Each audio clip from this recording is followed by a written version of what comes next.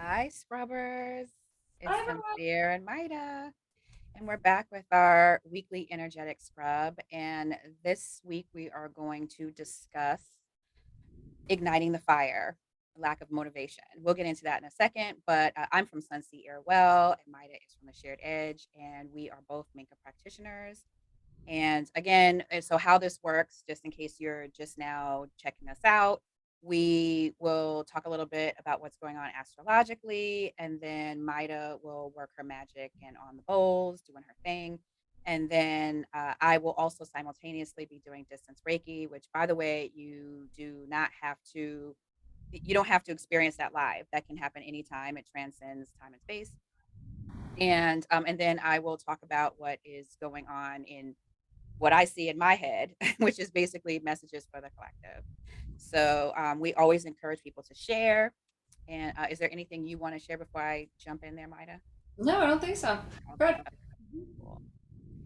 So the big thing that was happening this week, it happened yesterday actually, was I was going to say Mars was Sun in Sagittarius squaring with Neptune and Pisces, and whenever a square happens in astrology, it is an indication that there's a challenge there between those two placements. So a sun in Sag is, Sagittarius energy in general indicates that there is some forward movement, especially it's a fire because it's a fire sign. There is an energy of exploration and learning. And again, the bow and arrow thing is also indicative of going after what it is that you want and setting goals. And then you have Neptune and Pisces, which, first of all, Neptune is Pisces' home sign or home planet rather, and they're very comfortable with each other. It's emphasizing the Pisces energy, which has a dreamy quality to it, an imagination quality, creative quality. So there's a lot of interpretations to this, but one of the interpretations that I have is that this can bring about some lethargy. It can bring about some lack of focus in your goals. It can bring about a lack of motivation when you are deciding where you want to go with things.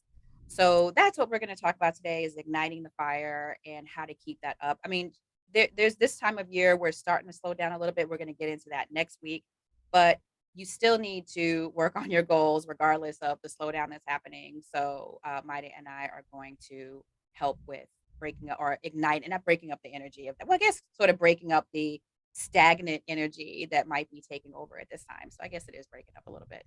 So take it away, Maida Lorida. Thanks, Sincere.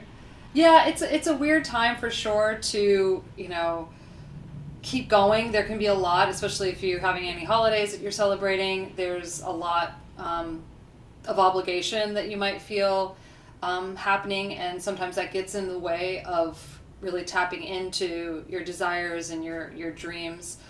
So today's sound meditation will be just focusing on kind of clearing off the dust a little bit of your dreams, allowing yourself to just kind of sink in for a moment. So, yes, you're busy, but there's always just those moments that you can drop in to tune into what is most needed for yourself, for your goals. And as we kind of move into that space, hopefully it will just kind of burn away what's keeping you from really moving forward. And granted, you might not be doing that now, right? Just trying to get through the winter. But when you're ready, then those seeds are planted, and you will be able to start to really clearly see them and clearly be able to discern how to best bring them into bloom, into fruition. So that's what we're going to do. Okay. So it'll be about, we always say 5 to 10 minutes. So I'm trying to keep it to 5 to 10 minutes. I guess that's a pretty broad time, but probably around 8 minutes, let's say.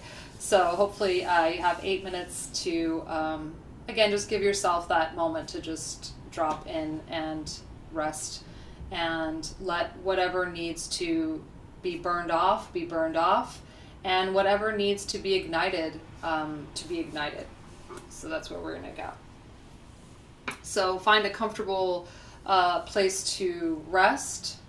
Even if you're seated, you can just kind of sit back a little bit more comfortably in your seat. If you have headphones, They're always recommended, but by no means are they necessary. The vibrations will move through you as they need to. When you're ready, you can close your eyes.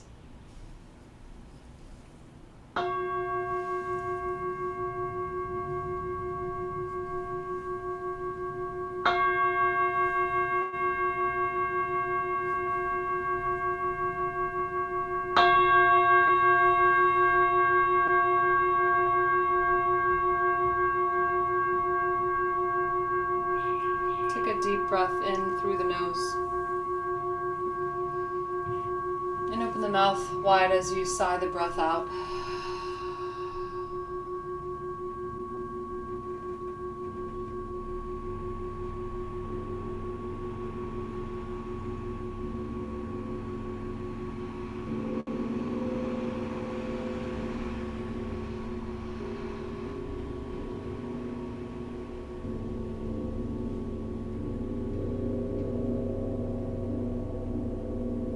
One of the benefits of this time, especially if you're in the northern hemisphere, with the shorter days, the colder weather,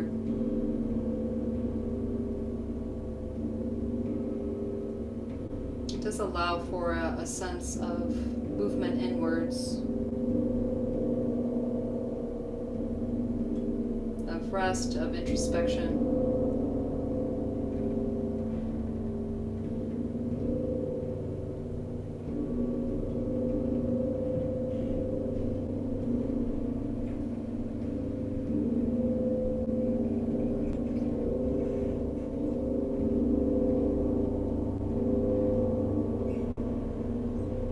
Rest allows us the space to dream.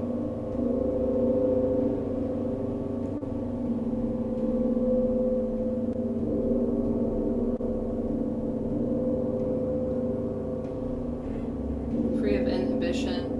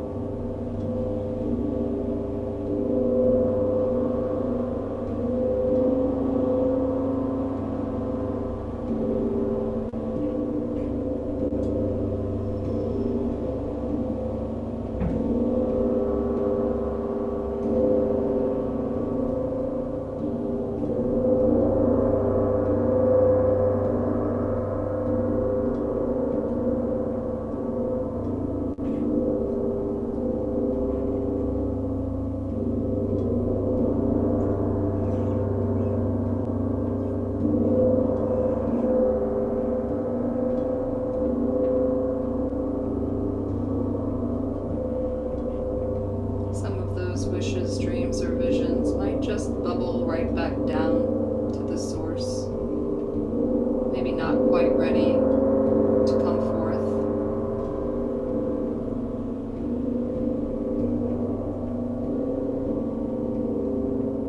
But some might be ignited by your curiosity.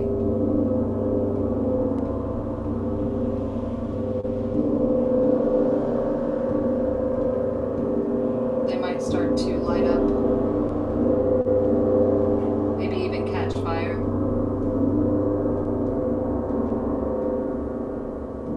So you start to feel warm or tingly.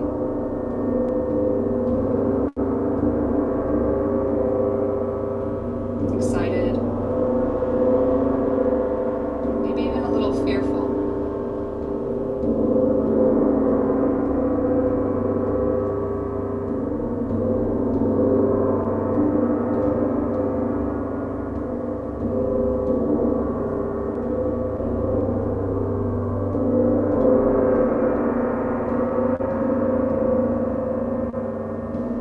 If that's the case, don't be scared.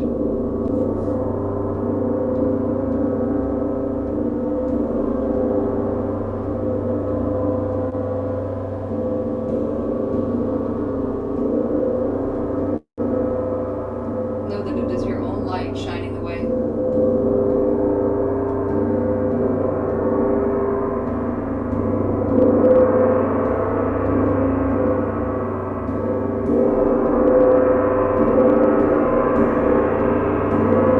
Let it burn brightly.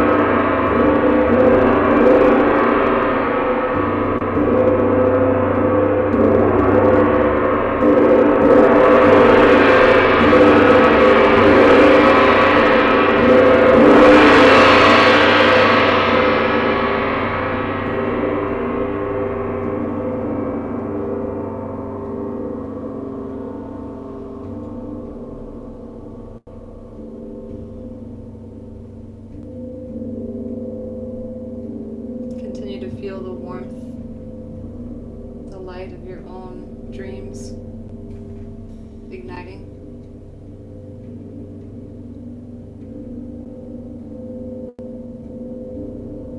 Keep them burning through the cold days ahead. And trust that when the time is right, you'll be ready to bellow them even brighter.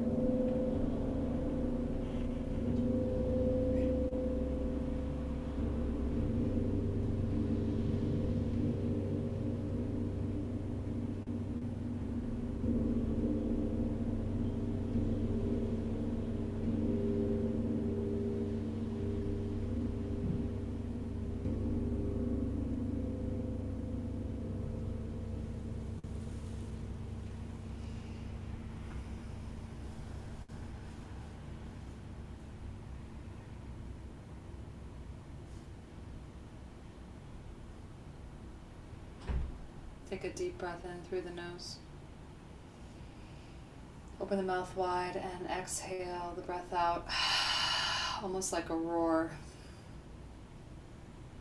I might do that a couple more times.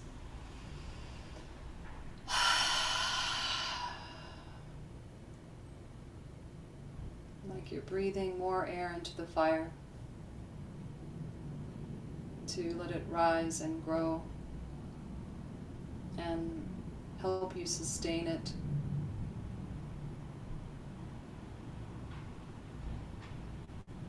When you're ready, you can gently open your eyes.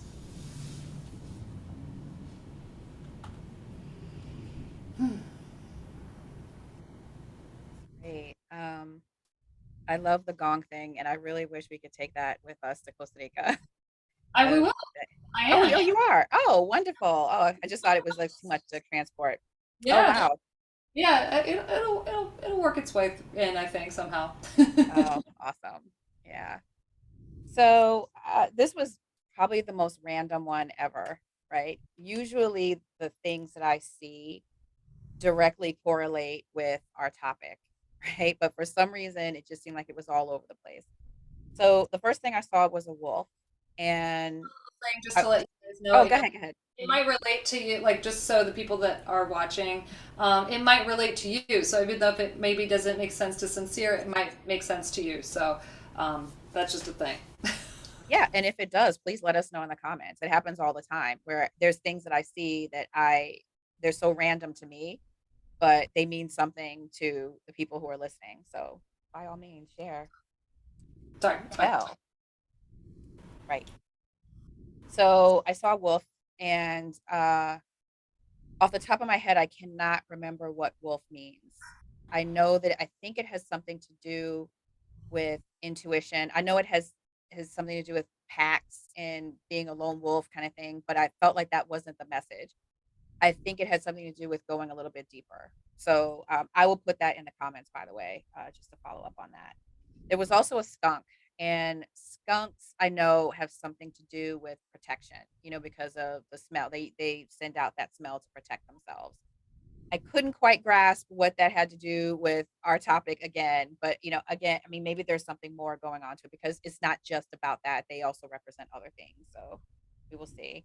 I saw the moon card, which I kind of thought of before, even before I started, we went in. I was thinking about how the square that I was talking about reminded me of the moon card for some reason. I don't know why. The moon card in tarot has actually, I think they're dogs though. They're not wolves. The original rendering of that card has two dogs, and when dogs and wolves are related to each other, but nonetheless. And then there's moon, and I just the first thing I saw was shimmering water, and then I saw moon, and I don't know. It just reminded me of Neptune, even though isn't really related to the moon necessarily, other than it being like a watery element. Um, and also, having some connection to intuition. So maybe that's what it was. Like it was about going in and at this time just following your own inner compass kind of thing, like just digging deeper. And I also saw palm trees. I was trying to get a feel for where it was, and then eventually Mexico came up. I just kept seeing some Mexico scenes. Don't know if any folks out there are thinking about doing that. That's part of one of their goals. I don't know. Maybe it was Costa Rica. Who knows? It could have been. It just I don't know. My mind just went to Mexico though. And then I saw a brick. By the way, just in case you didn't know. Yeah, we're like subtly plugging along the way. Yeah. Um, so yeah, bricks, and that was laying the foundation, building something. So that definitely spoke to keeping going with your goals. And Merlin showed up, and this time Merlin was swirling around. Now I've seen Merlin before in one of our energy scrubs, if I'm not mistaken. And in any case, for those of you who don't know, Merlin is an ascended master who represents magic, the magic in all of us, right? So the ability to create whatever we want, manifestation. So I saw him swirling his wand around. There were all these like stars going around the wand. So again, we are magical, and we are being called to create at this time. And there was a lot of purple coloring, which I don't know, for some reason I associate purple with Pisces. I have this thing where I associate colors with things. So for whatever reason, and Pisces seem to go together for me. So there was that Pisces energy. Did you say something? Oh, I thought you were saying something.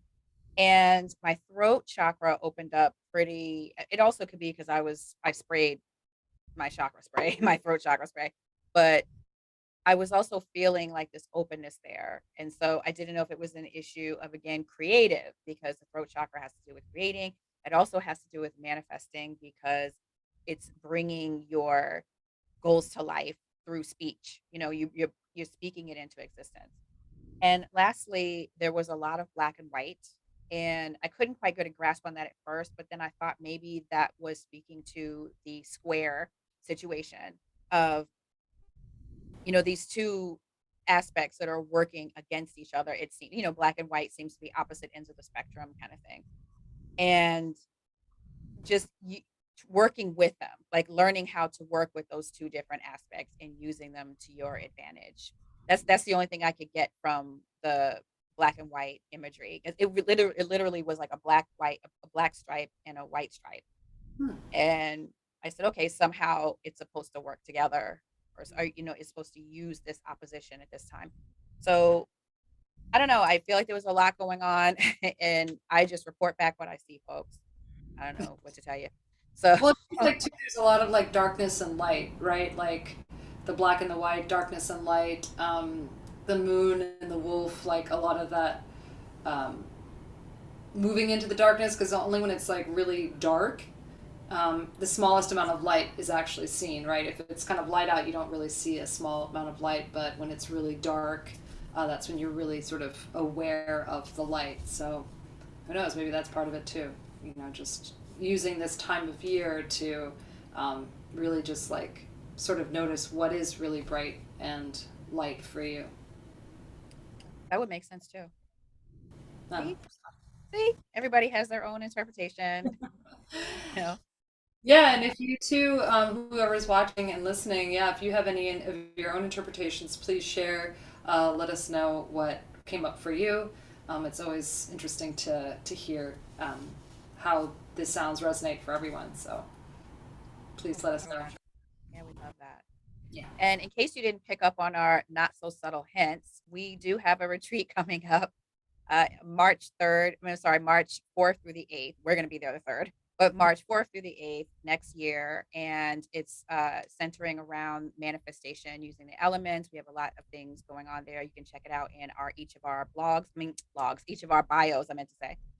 And yeah, I think is there anything else? Oh, Minka. So if you're interested in um, getting to know the Minka practitioners a little bit more, you can check out the Minka website and just check out any of their services, their workshops. And also, if you're interested in taking your spiritual practice a little further, you can check out the Minka Mystery School as well. Did I miss anything there, Maida? I think that's it. I think that's it. Okay, Okay. awesome. So we will see you all next week. Thanks. Tschüss.